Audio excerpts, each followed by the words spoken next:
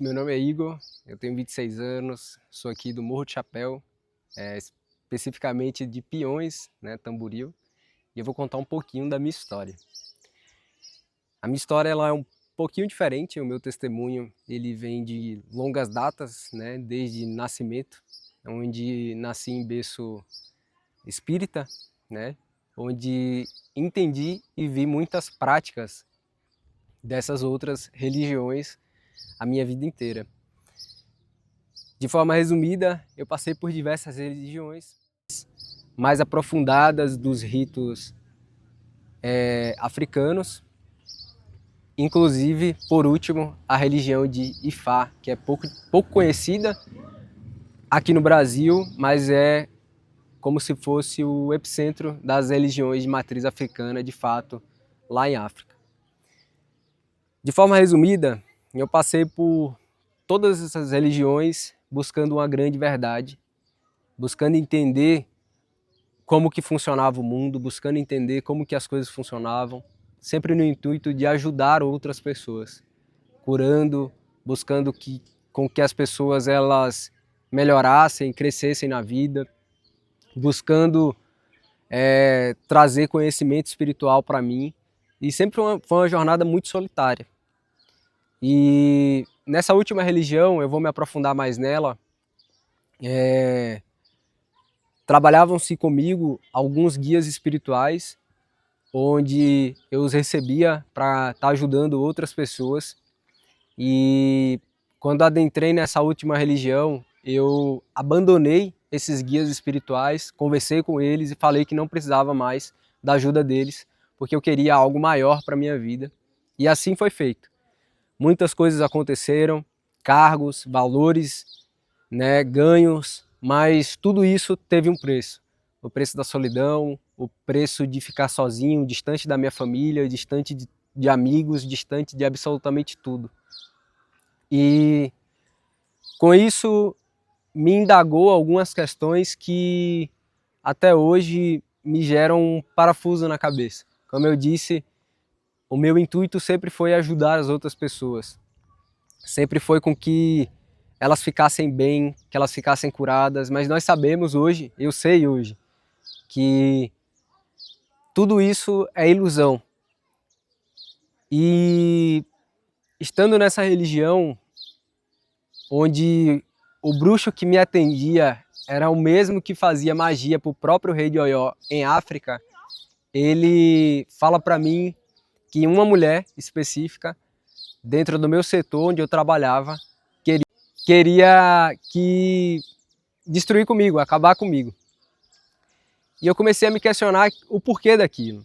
E aí ele me mandou uma mensagem perguntando se eu queria matar aquela pessoa, se ele poderia fazer uma magia para matar aquela pessoa.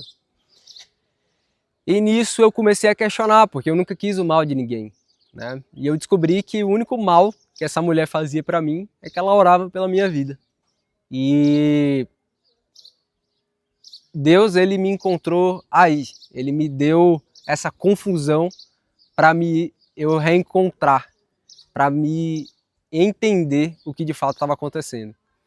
Para mim foi um grande trauma, e trauma vem de traumatos, salvo engano, que serve para você seguir em linha reta.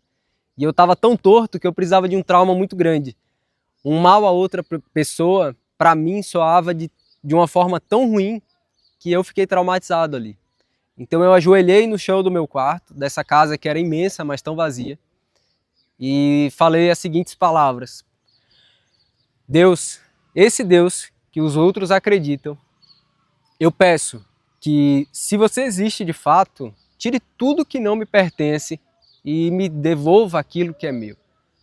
Foi uma oração de entrega sem mesmo saber, foi um momento de desespero, porque eu não queria prejudicar a vida de ninguém, eu não queria amaldiçoar a vida de ninguém, pois eu mesmo achava que se eu fizesse isso a outra pessoa, aquilo voltaria para mim.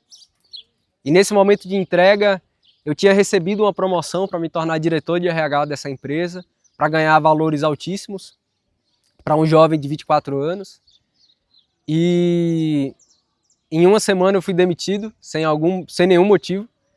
Estava fazendo um trabalho de excelência. Fiquei chateado, pois não entendi ainda que eram os trabalhos de Deus. Recebo a oportunidade de fazer a mudança para onde a minha esposa mora. E Deus me devolveu tudo aquilo que Satanás tinha me tirado. Deus, ele me trouxe todas as bênçãos que eu não poderia descrever. Ele me trouxe o amor dos meus filhos, o amor da minha esposa. Ele me trouxe a igreja, que eu falei que eu jamais iria para a igreja, que se eu fosse cultuar Deus seria em casa. Ele me levantou para falar com as pessoas e ele me transformou em outro ser. E recentemente em seu filho. Meu contato com Deus foi de tanta intimidade, foi um tanto ortodoxo de fato, que eu não aguentava mais ser criatura. Quando eu vi que uma das necessidades que Jesus tinha deixado para nós era do batismo, em um momento no Espírito Santo, eu tomei a decisão. O Espírito já gritava no meu peito, Deus já gritava para mim como eu grito para os meus filhos quando nós estamos viajando. Luna, Ravi, chega para perto de mim. Eu sentia o meu pai me chamando. Filho, vem cá. Nós fizemos o batismo e desde então a minha vida é só bênçãos. Todas aquelas coisas que aconteceram morreram ali. Foram deixadas e levadas por aquelas águas. Todo o mal do passado, toda a mentira do passado, todo o véu do passado, das mentiras que aconteceram durante toda a minha vida, foram deixados ali. Em um desses momentos da minha vida, um dos grandes fatores importantes que aconteceu também foi que esse grande bruxo, renomado bruxo, né? Ele que fazia magia para o próprio rei de Oió, ele jogava um jogo, não é búzios, não é carta, não é moeda, ele jogava um jogo chamado Opelé, e nesse jogo ele é muito específico, ele te dá detalhes sobre a vida tão profundos que você acredita fielmente, não tem como não acreditar. Porque os demônios, eles vivem ao nosso derredor, né? E eles viviam aos meus redores, afinal não havia luz em mim, eu achava que tinha. Ele me chamava de Blessed Man, nós se comunicávamos em inglês e Blessed Man significa homem abençoado. Os homens abençoados, eles têm o fardo, eles podem ter o fardo de se tornar sacerdote. E assim eu seria, né, sacerdote dessa religião, estava ali sendo discipulado para isso. Depois do meu encontro com Deus, depois desse encontro no meu quarto, eu senti o amor do Senhor pela primeira vez, e eu querer me desapegar de fato de tudo aquilo que nunca me preencheu, da forma como Deus me preencheu. Um dia ele me manda uma mensagem no WhatsApp, em inglês, falando bem assim: I can see your future, blessed man. Eu não consigo ver o seu futuro, homem abençoado. E eu olhei aquela mensagem e falei: de fato Deus existe. Não havia mais dúvidas ali. Então até nisso Deus foi cuidadoso comigo. Porque ele mostrou para mim que se ele está na minha vida, nada está além dele. Nada pode estar além dele. Uma mensagem para os jovens é que sigam o caminho de Deus. Apesar de ser difícil, de muitas vezes parecer monótono e chato, nada que a carne tem para oferecer faz sentido. Nada que a carne tem para dar e para dar a vocês faz sentido. Faça tudo aquilo como se fizesse para o Senhor. Busque trabalhar como se trabalhasse para o Senhor. Busque amar como se fosse amar o Senhor a todo momento. E posso dizer para vocês, hoje não tenho tanto dinheiro quanto tinha, não tenho tantas posses quanto poderia ter, mas hoje eu tenho uma geladeira cheia, uma despensa cheia de comidas que eu consigo comer, abençoadas pelo Senhor. Hoje eu trabalho de casa, próximo à minha família, porque assim eu pedi ao Senhor e Ele me abençoou dessa forma.